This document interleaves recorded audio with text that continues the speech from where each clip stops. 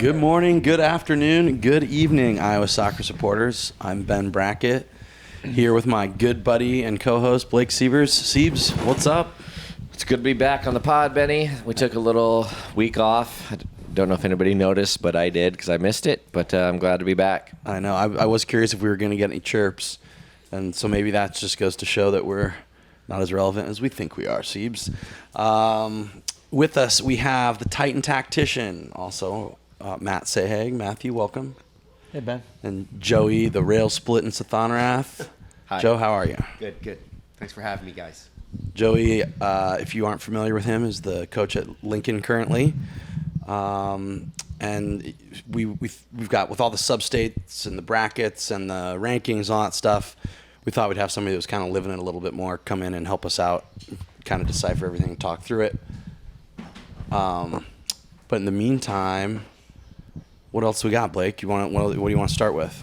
Well, let's kind of just let's go to your little game you went to.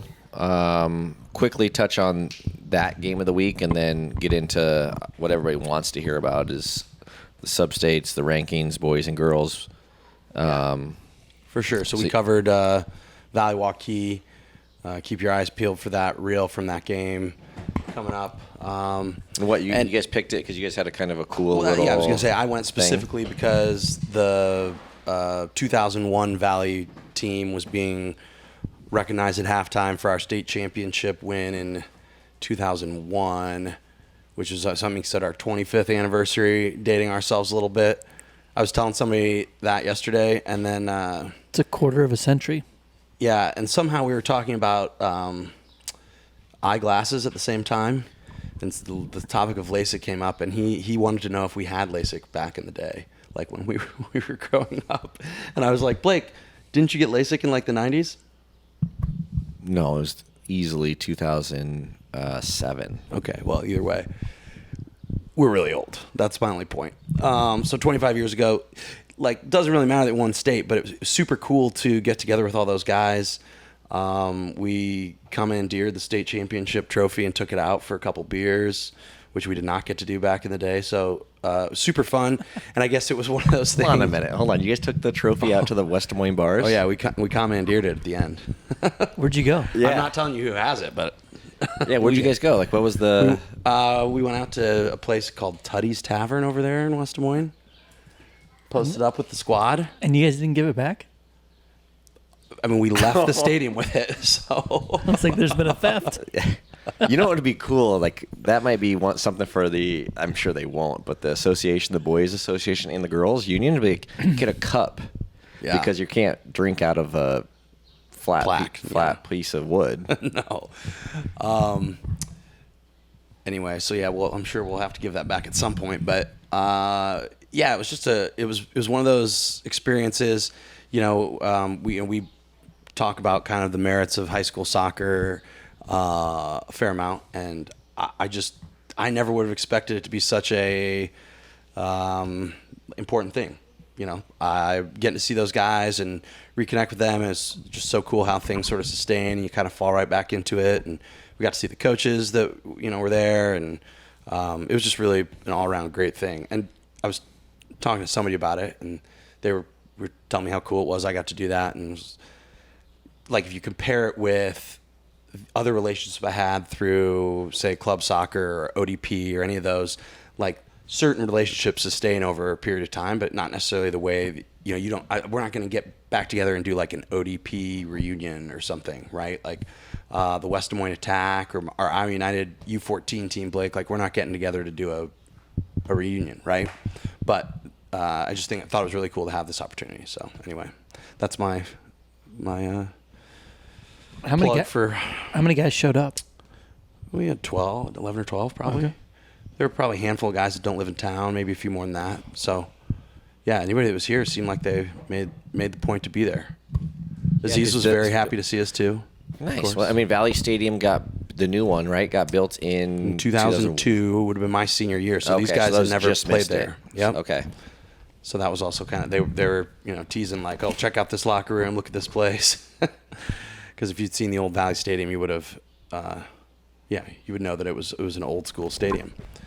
But anyway, yeah, super cool experience. I'm glad I got to do it.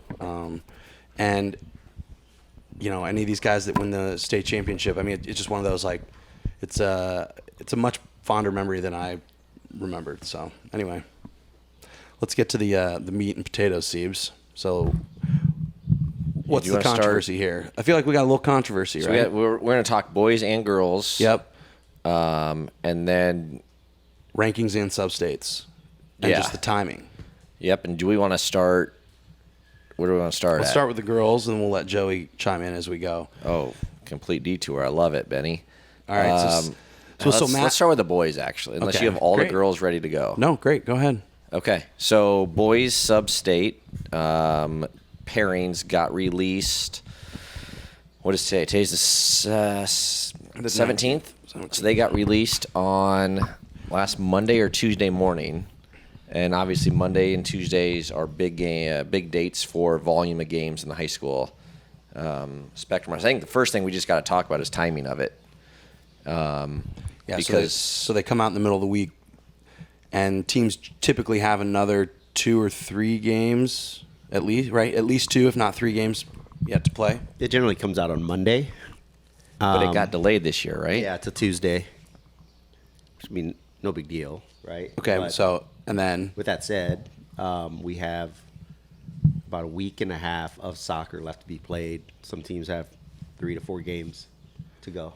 And then when you finish your last regular season game, which was you have yesterday. Okay, so you've got basically now 10 days till your first game, your next game. Yep. If you're not in the bottom 8, you don't play until May 27th.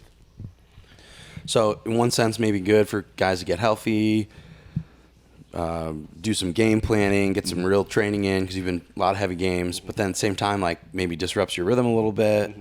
Are you trying to get a scrimmage in that period of time? Yeah. We're gonna scrimmage Southeast Polk on Thursday.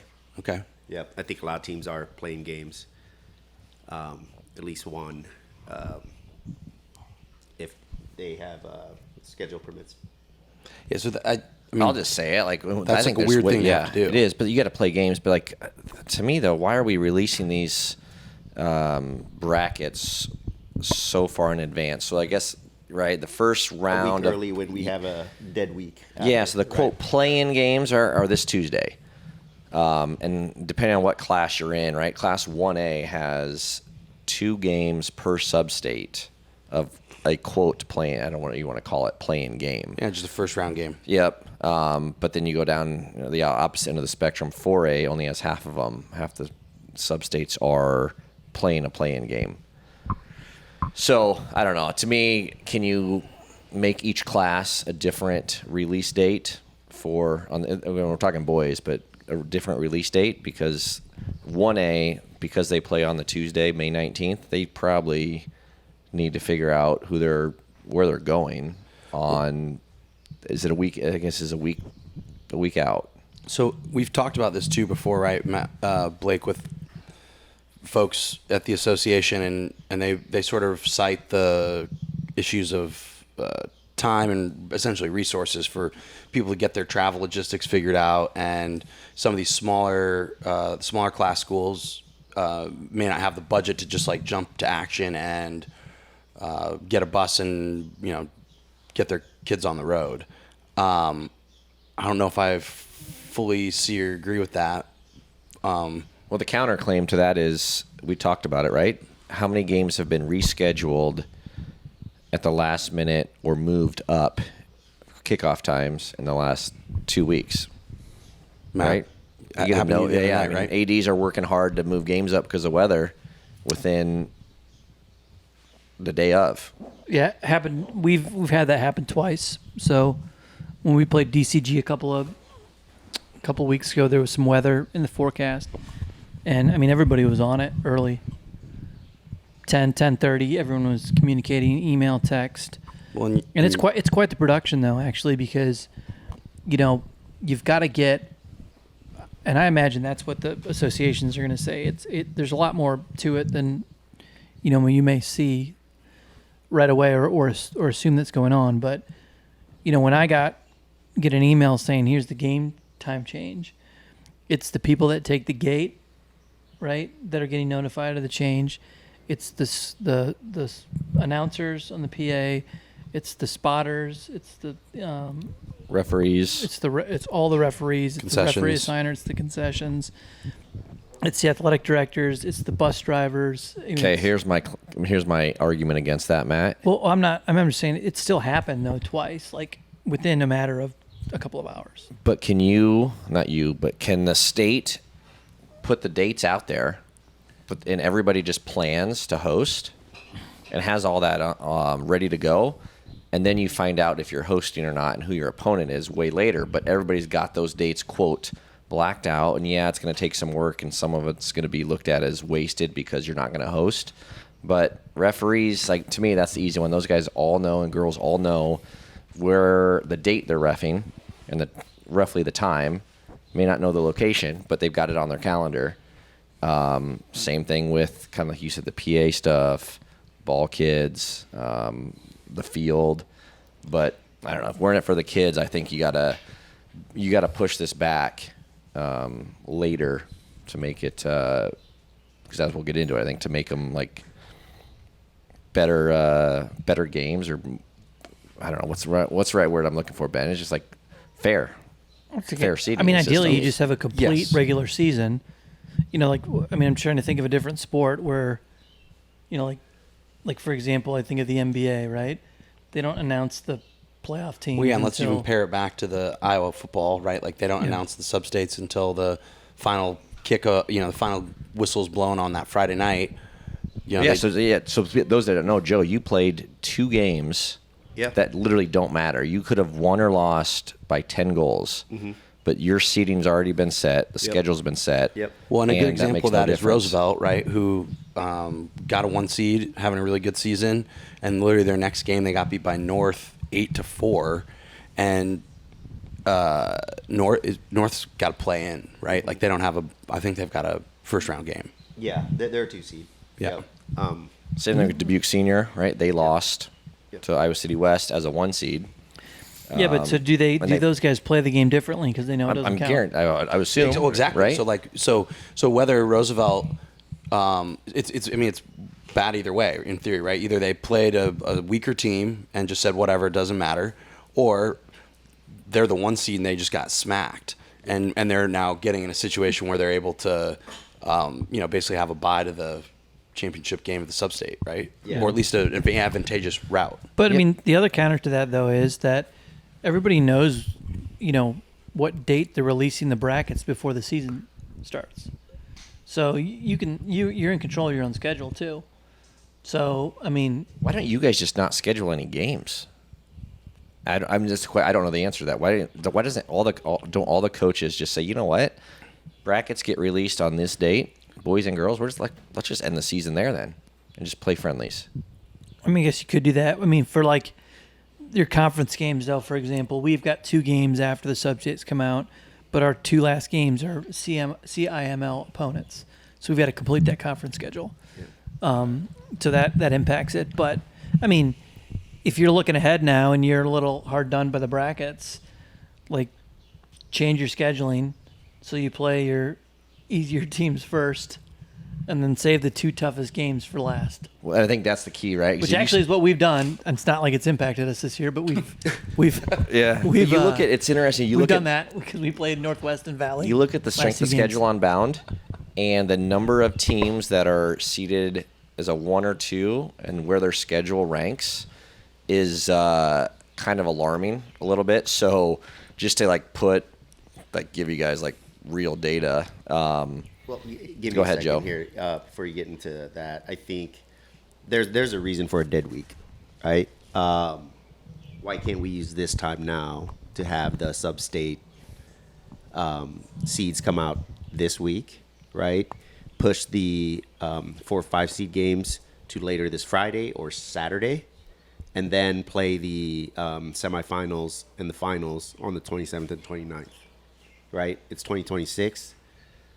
Information's instantaneous. It's true. I don't believe the logistical issue is the same as it was when I was playing back in 95 to 99. So That's just my opinion on it. So go back to your alarming statistics, Blake. So Mount Pleasant, okay, I'll pick on them a little bit here.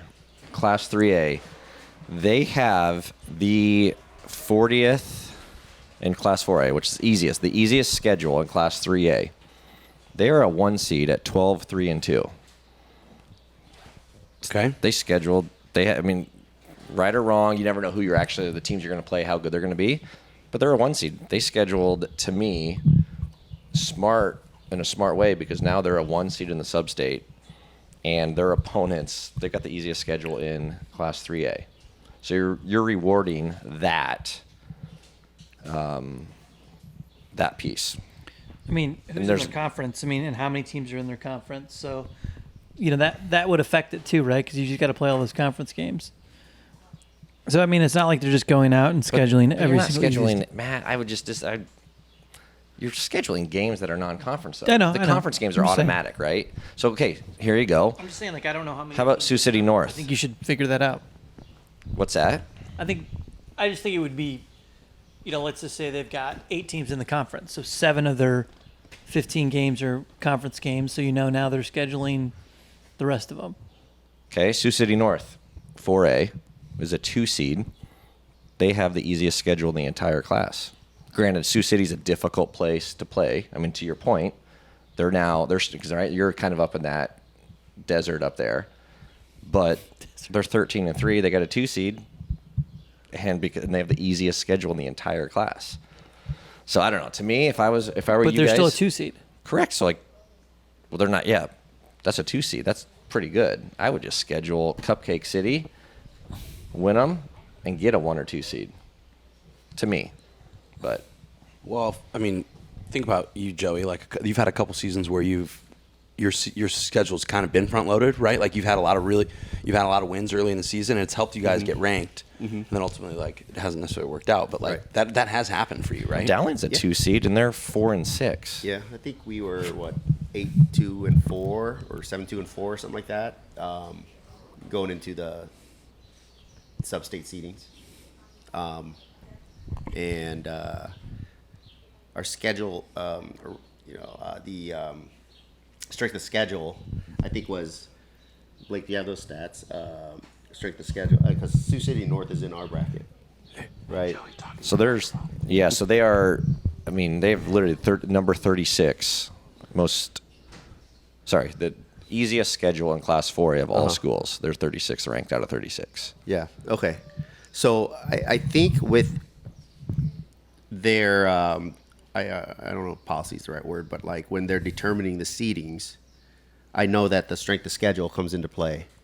Again, I think he wrote no in particular order, right? Wins, losses, ties, and strength of schedule, which is where the bound power index comes in, because I think it calculates all that for you. And I was kind of scratching my head when it came out, because we're having to go 3 hours to Sioux City North. Granted, they do have a better record. I think they were 12 and 3, and we were 8 and 2 if you exclude ties. I don't know how that counts, but I think our strength of schedule was considerably higher than theirs, and I just kind of was wondering how they were a 2 seed and we were a 3 seed. So That's a good question. I'm just looking at now. I'll add this. Now, if we decided the seedings today after our games versus Centennial and Valley, I probably wouldn't argue, right? Because we lost those 2 games. So that's fair. What do you think, Seavers, about the Johnston Valley, Pleasant Valley bracket? Right. Before he answers that question, but you've played 2 really good teams as well. Correct. It doesn't matter. Yeah. But they don't matter, though. I know they don't matter. I'm Yeah. just saying. He Results said he wouldn't literally argue don't it, matter. But you're still. I'm just saying you're still playing tough teams. Anyway. Yeah. I know what you're saying. The strength of schedule, it Yeah. apparently doesn't matter in that instance. Well, that was why I was trying to bring up the Johnston Valley, Pleasant Valley, right? So if you're going by the power rankings, Johnston has the second strongest schedule. Valley's got the strongest schedule, and Pleasant Valley has the 29th strongest schedule. Valley's driving out to Pleasant Valley to potentially get beat by Pleasant Valley and not even get a chance to play against Johnson in the final, the Substate final. And again, like they don't have like a perfect record. What was but none of Valley those- seed? What was Valley seed? They're 2. I got a Or no, they're 3. I'm no, sorry. they're 3. You're right. They're I'm 3, sorry. and their record was like what 4, 7, 4, and 5.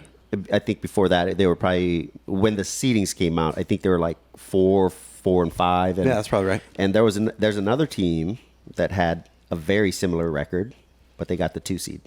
That's right. Dowling, right? Yeah. But they've got the third strongest schedule, so Yeah.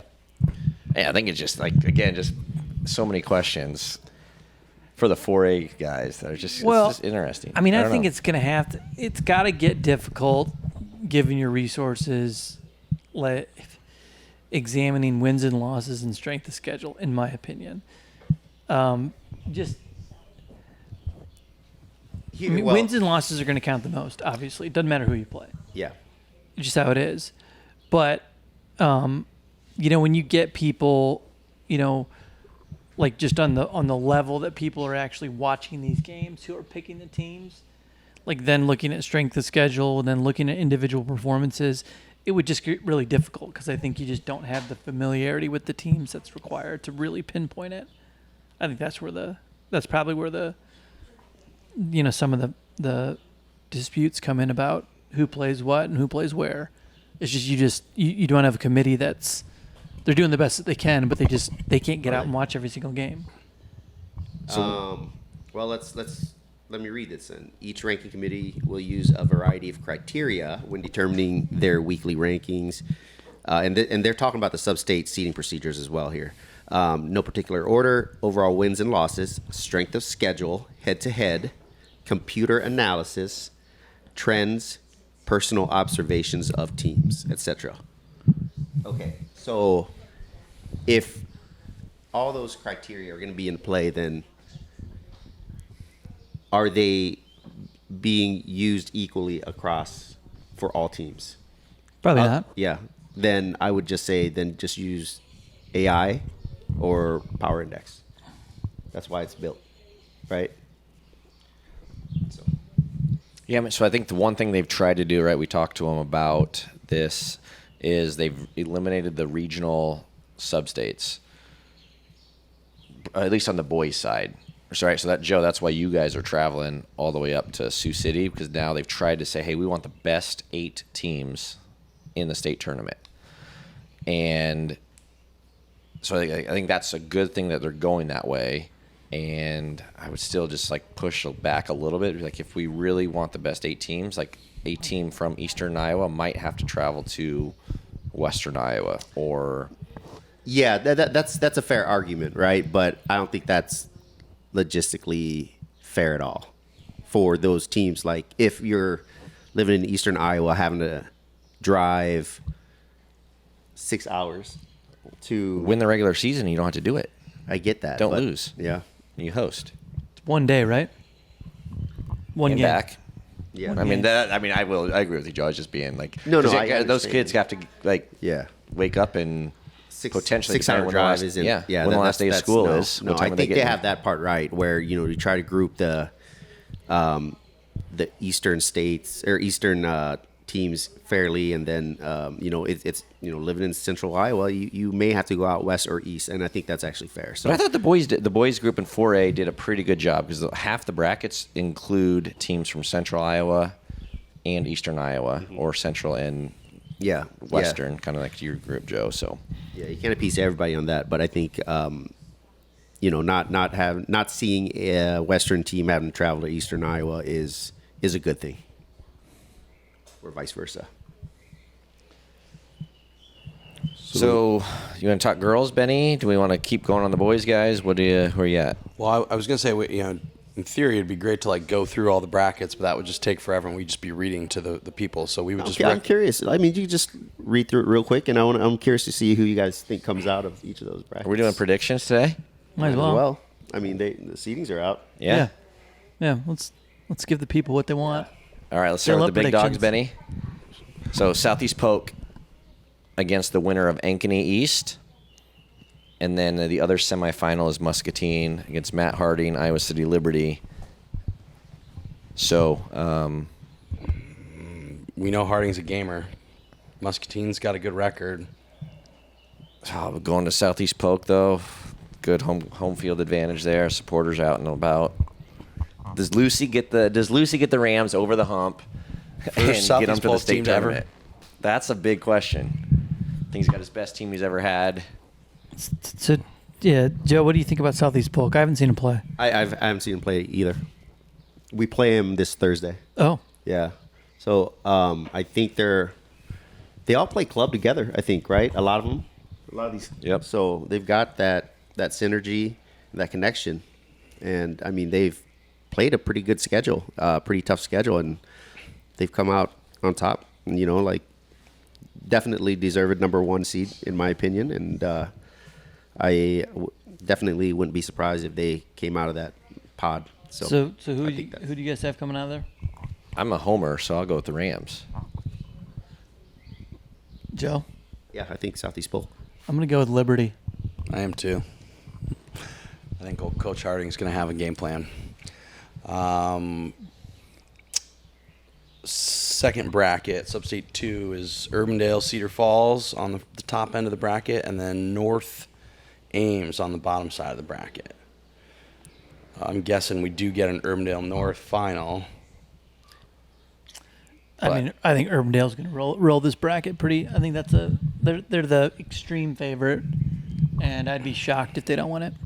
Agreed. I would agree. They've done really well moving up Yeah, in class, and Yeah, I mean, like North and Ames, they've done well lately, though, like Yep. really well. So don't be surprised if they pull an upset. But I mean, the writing's on the wall. I think Urbandale is probably it, right? this one gets spicy, Benny. It does. Substate 3. It sure does. So we got Linn-Mar and Davenport Central in the playing game. And Linn-Mar last year was a state qualifier, if I recall. Maybe not. I don't know. Dubuque Senior. Well, they'll play the winner of that game will play Dubuque Senior. And then on the bottom side of the bracket, you've got Bettendorf and Iowa City High, meaning that the winner of Dubuque Senior and whoever will play Bettendorf or Iowa City High. Any thoughts? You play any of those teams this year, Joe? No, Fighting Rotherts have done. He's finally been there, right? Dan Rothert, the coach of Dubuque Senior's, been there now for a few years. Created the culture and done really, really well. Interesting. So they've just played West on the 12th this past week.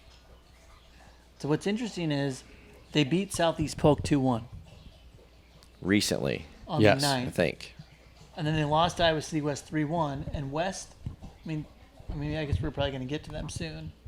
Man, that's an interesting one. To me, it's going to be Rothert versus Jose, Well, that'll be spicy. right? And then that's going to That'd be great if those guys don't like each other. I don't know if they do or don't, but we I know hope they don't, just for the neutral to watch it. even if they- I'm going with this Dubuque Senior, getting the boys back. Again, we'd lose a contributor for a little bit at the state tournament, but we might gain some insight. Yeah. Agreed. I'm going to say Iowa City wins it, so we'll hang out with Rothert on the weekend. I don't have Joey? an opinion. I don't have an opinion. I don't know any of them. Okay. Good answer, Joe. Substate 4. Here we can talk about Iowa City West now. So you've got Prairie on the top side of the bracket hosting Davenport West. Then Iowa City West hosting Dubuque Hempstead on the bottom side of the bracket. I always have a tough time betting against Brad Stiles and the Trojans.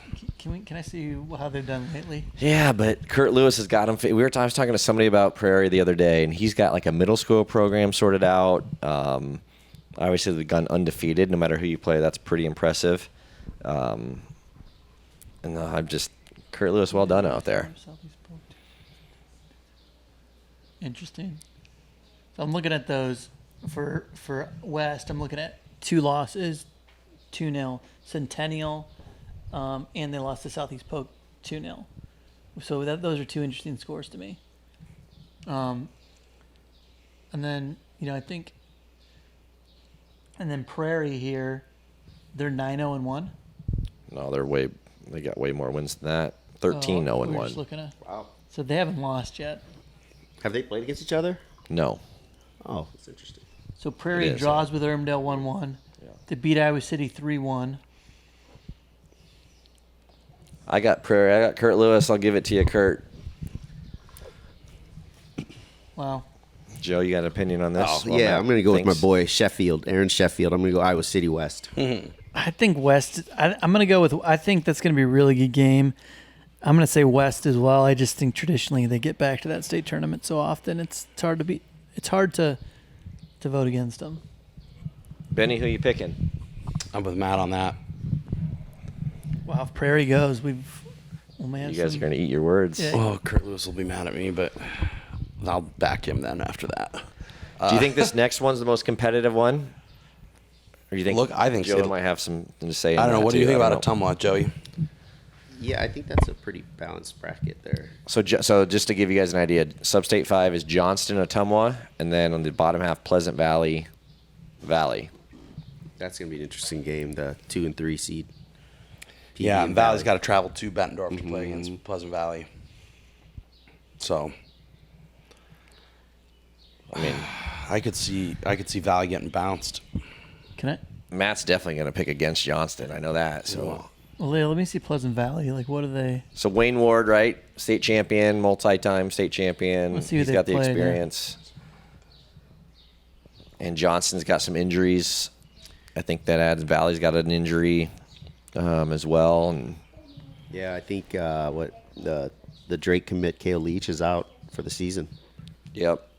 So that's a big hit for Johnston. But I think they're a pretty deep team regardless. I mean, it's interesting. Pleasant Valley's played. I mean, nobody in Central Iowa, which is really interesting, I think. And then they had to be senior on the schedule, but it got postponed.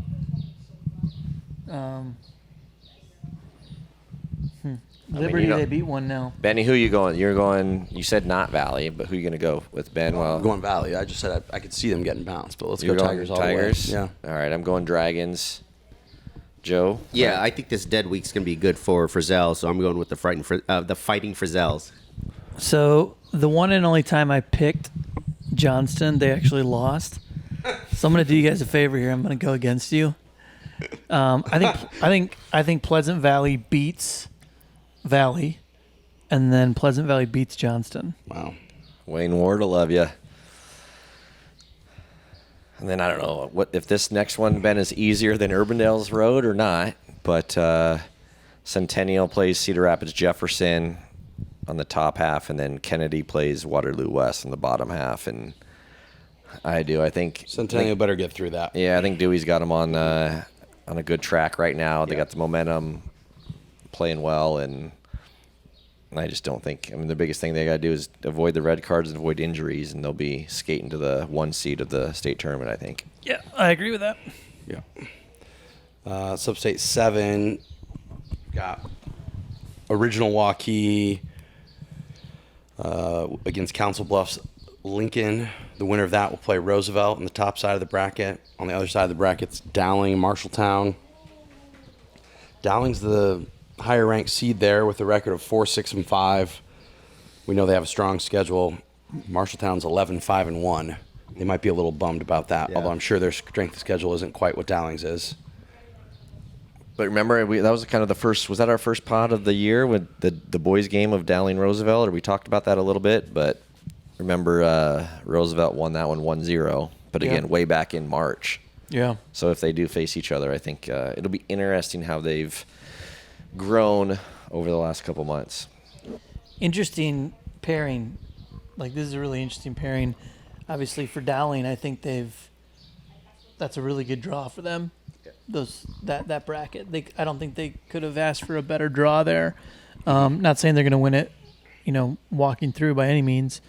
Because they're a young team, but I think they're going to come out of it. I think they're going to beat Roosevelt in the Substate final and get back to state. hosting Marshalltown, I will say, is a little bit of an advantage, right? Because that's just not a great drive. Yeah. What has that been? M-Town, 3:30. I mean, like they might creep up in there, man. Yeah. Don't be surprised if they're the ones that actually pull out. And I can see that happening too. When you look at Roosevelt's schedule, like the 2 games that they've lost really jump out at me, and that's that they lost to Waukee, right? So you guys beat them, right, Joey? Mm-hmm. And then they also lost to North. Yeah, those are two big. Just like so uncharacteristic. Like if you look at the rest of their schedule, like, oh, of course. And they're like, wait, what? Why would they have lost those 2 games? Right. So. And then they draw you guys, Joe, 1-1, Mm-hmm. which is interesting too. And same with Hoover. Yeah. And so those would probably be some of their biggest games all year, right? Because those are Yeah. like their rivalry games. So that just makes me wonder a little bit, like maybe are they not? Well, there for the- here's the thing, right?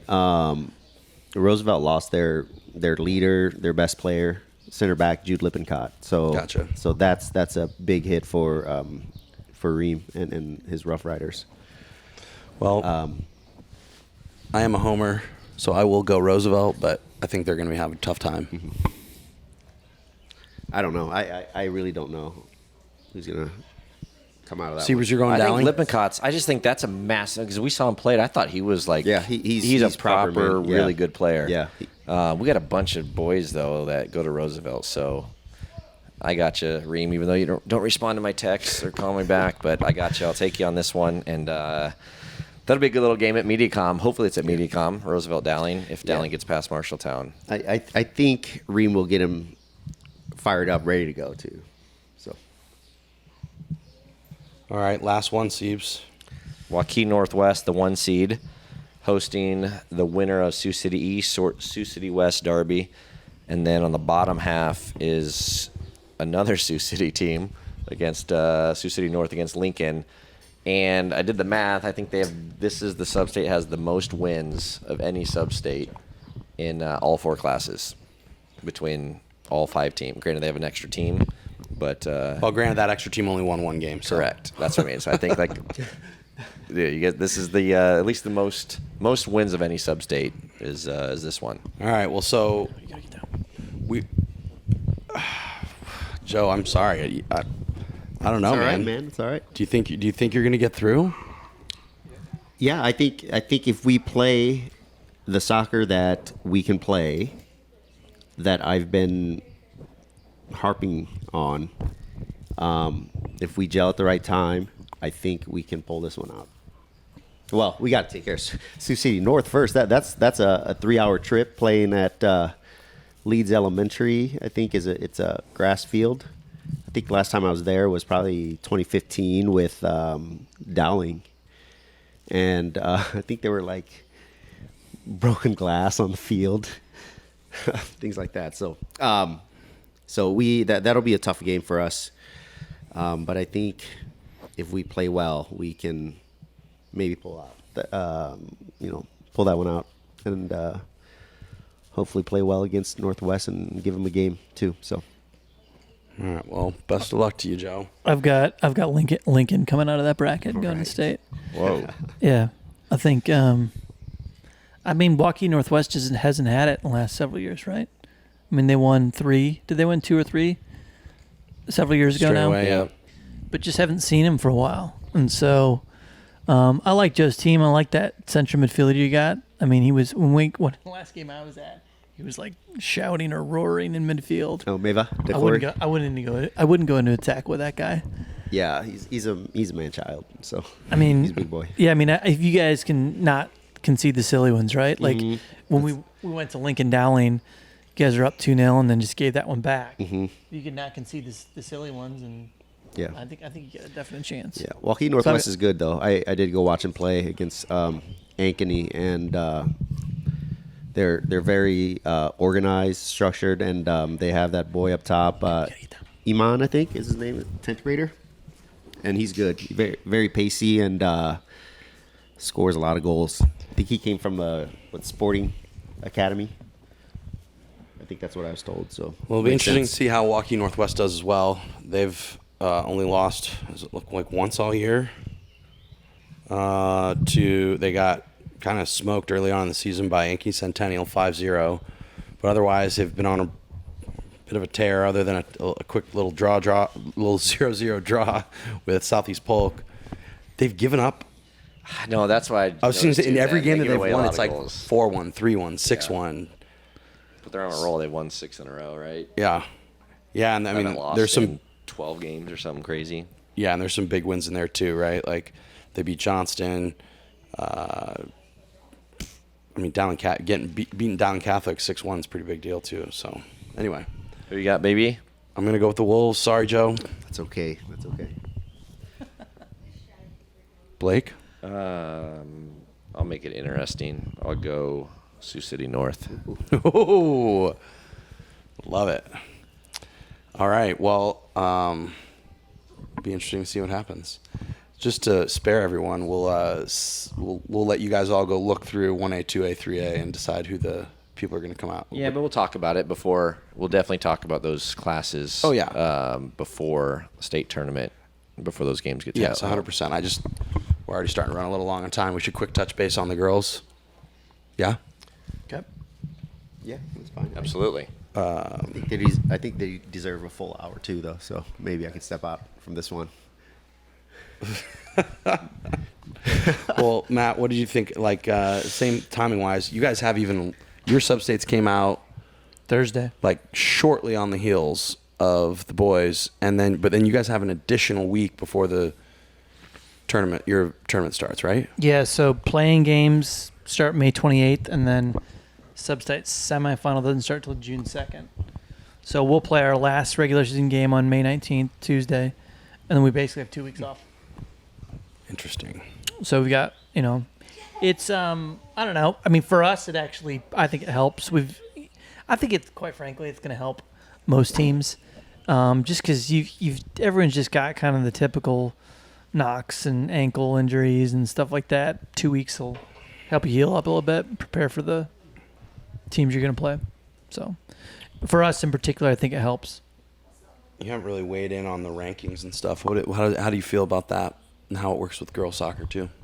I mean, I think the rankings on the girls' side have been pretty spot on all year.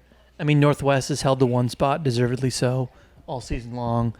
Valley, is right in there behind them. They played Northwest and I think lost 2-1, so it was a good game. Centennial, a little bit of the same. They've occupied the 3 spot. So I think on the girls' side, the rankings have been right on the money. Ankeny for me is probably the team that maybe has an argument to be in the top 3. We haven't played Valley yet. We'll play them on Tuesday, but so far, Ankeny has been easily the most dangerous team going forward that we've played, and that showed in the game that we played against them. Fair enough. Steves, you want to just run through the 3A substate? Absolutely, Ben. So you want to talk about the first? It's interesting, right? They've got regions, so I think it's technically called maybe something different, but kind of like you alluded to, Matt, I think Waukee Northwest is the 1 seed. They host the winner of Council Bluffs Lincoln, Sioux City North, and then kind of like you guys said on the bottom side is again, this is just like if I was Mike Wilson at Indianola, I would have a little bit of a gripe here because he's the 3 seed at 5-4-2, and he has to travel to Dowling, who's 2-8-3, and so Who's he played? he plays you guys. Mike Indianola plays. No, I know he plays us, but I mean, who have they played? Like, I mean, that's the question. Right? You're right. I mean, some of the same groups you have, but they're also in the I'm trying to think of the name of their conference, and I forget it. Little Cyclone. There you go. Played Norwalk, DCG, a lot of 2A schools, and maybe that's why. How'd they do against DCG? Are you asking about how Indianola did against DCG? Yeah. So they played earlier this year, Matt. Yep. And hopefully Ben's working on this because I'm getting error after error. So they lost 3-0. 3-0. DCG won. Mm-hmm. They do play another common opponent, Des Moines Christian. They play this week. Okay. So you have a little bit there. But otherwise, no I don't know if they have played a 3A school other than Lincoln. They beat the Lincoln girls. They beat Tigers Group 5-0, but that's the only 3A game they played. So you want to talk about school? That's just an interesting piece, right? School size it's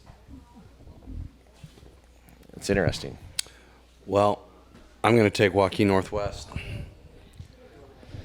think that's the easy one, Benny. I'm with you. Give you a little bulletin board material there, Matthew. Yeah. No, I mean, obviously I've got us. I'd hope so. So we've got to peak at the right time here. So that we just played Waukee Northwest on Friday, got beat 3-0. They're very good.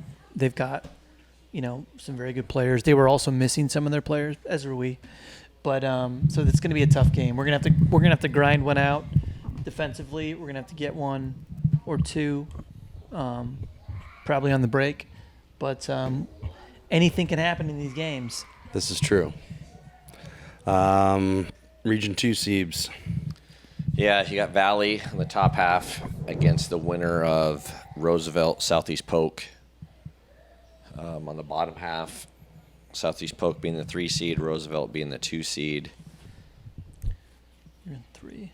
I think it's the only, I don't know if it's interesting, but the piece I just kind of pick out is Valley did not, they beat Southeast Polk earlier this season 2-0. Did not play Roosevelt, but it's just hard to imagine a girls' state tournament without Valley in it, to be honest. Right. I agree. Yep, I think so too. I think Valley comes through that one. We played Roosevelt early on in the season. They've got 2 very good players, difference makers. So in the team and in the group. So that Roosevelt Southeast Polk game actually is going to be a really good game. I mean, I think they're about evenly matched, those 2 teams. So I've got Valley coming through there. Next one, you do too, Ben, I'm assuming. Yeah, Region 3. You've got Yankee Centennial as the 1 seed. They'll play the winner of Cedar Falls, Waterloo West, who have the play-in game. And then on the bottom side of the bracket is Prairie and hosting Davenport Central. Here's another one where it's really tough to not envision Centennial in the state tournament. They're 12-1-1. We know they're strong all the way around. I think it's going to be tough to keep them out. Yeah, again, it's easy, I think. Yep. Next one, Benny, we got the 1 seed is Waukee playing the winner of Sioux City West, Fort Dodge. And then that winner, which I'm going to give it to Waukee, will play Ames, Sioux City East in the final. And again, I saw them play in person. I liked Waukee. I think depending on the matchup of state, they may go far, but I think they're going to walk through that one as well. Yeah, and that sort of core of Centennial, Ankeny, Waukee Northwest, and Valley, you expect them to be there. Right. I wonder when the last time we were missing one of them at the event. Anyway, Region 6, Siebes. No, 5. Yeah, you go ahead there because I jumped ahead to Region 6. Okay, sorry. I also did. Region 5, Bettendorf is the 1 seed. They'll host the winner of Iowa City High and Davenport West. And then on the bottom half of the bracket is Iowa City West and Dubuque Senior. Does Bettendorf still have that stud up top? No. I think she's gone now. Okay. Well, what do you think? Bettendorf has been high up in the rankings all season long. So I've got Bettendorf. They're that's the eastern side of one of the East teams that are typically back in the state tournament. I don't see why this year would be any different. I've not seen them play, though. I'm with you, Matt. Same. This is an interesting one. I think this might be the most competitive one, but you got Region 6, Ankeny Hawks. This is the 1 seed. Plays the winner of North against Marshalltown. And then on the bottom half, Cedar Rapids Kennedy, Mason City. Ankeny's lost a few more than they normally do, I think. But then Kennedy on the east side, I would say, has had the most difficult schedule, but has only lost 1 game. I mean, I just find it hard to pick against Ankeny, especially after hearing Matt say they're the best attacking team they've played all year. Yeah, they're gonna easily win that bracket, I think. Blake? Okay, well then I'll go with you, Matt. I thought Kennedy, the old fighting Zeners from back in the day, might have had something, but I'll go just strictly because I know nothing about any of those. I haven't seen them at all, so I'll go with you, Matt. This is the most questionable bracket I think out there so far. This next one. I think it's the one, most Region 7. wins of it. This is the most wins in Class 4A of any region. I mean, you have 7? Well, you have 4 teams that have won 7 games or more out of 5. Like that's really impressive. You got Which Pleasant bracket are you looking at, Siebes? Region 8. Oh, Yep. we got to do 7 on first. 7. Oh, we didn't do 7. I'm sorry, Ben. That's all right. Go ahead. Ready to go. Yeah, so go, keep that go. one up. So Cedar Rapids Jefferson and Cedar Rapids Washington have a little derby playing game to play the winner to play Linmar, who's the 1 seed, which is interesting too because Linmar is like right there, isn't it?